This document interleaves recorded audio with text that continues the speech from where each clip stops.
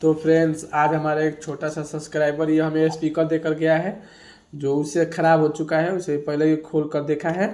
तो चलिए इसे हम आज रिपेयर करेंगे। तो देखते हैं, यहाँ पे ये वायर भी तोड़ रखा है सारा। तो फ्रेंड्स सबसे पहले ये हम मदरबोर्ड को निकालेंगे और बैटरी का कनेक्शन करेंगे। तो फ्रेंड्स इस बोर्ड में देखा जाए तो इसमें डिसोल्डिंग का भी प्रॉब्लम है। देखिए ये स्पीकर वाला पोर्ट पूरा उखड़ चुका है।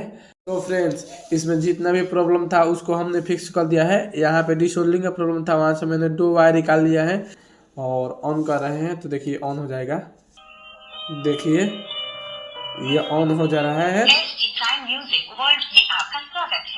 देखिए ये ऑन हो गया है। तो देखिए फ्रेंड्स ये पूरी तरीके से फिक्स हो चुका है।